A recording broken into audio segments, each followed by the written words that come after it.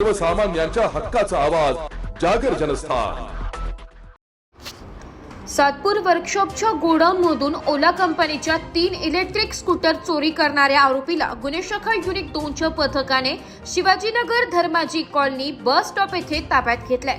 आज दिनांक 19 डिसेंबर रोजी दुपारी 3 वाजता पोलिसांकडून मिळालेल्या माहितीनुसार सातपूर वर्कशॉपच्या गोडाऊनमधून 3 इलेक्ट्रिक स्कूटर अज्ञात चोरट्याने चोरून नेल्या होत्या।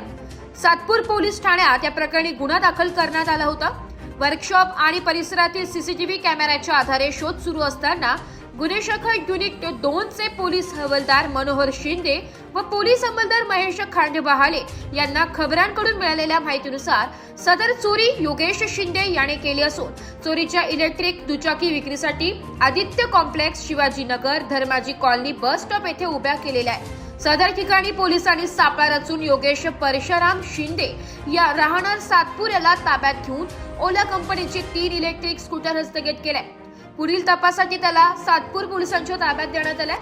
सदरची उल्लेखनीय कामगिरी वरिष्ठांच्या मार्गदर्शनाखाली सहाय्यक पोलीस निरीक्षक हेमंत तोडकर, सहाय्यक पोलीस निरीक्षक डॉक्टर समाधान हिरे, सहाय्यक पोलीस उपनिरीक्षक संजय सानप, मनोहर शिंदे, नंदकुमार नांदुर्डीकर, चंद्रकांत गवळी, वाल्मिक चव्हाण, प्रकाश महाजन, महेश खांडेबहाले, जितेंद्र वजिरे, सुनील खेरनार अशांनी यशस्वीरित्या राबविली आहे।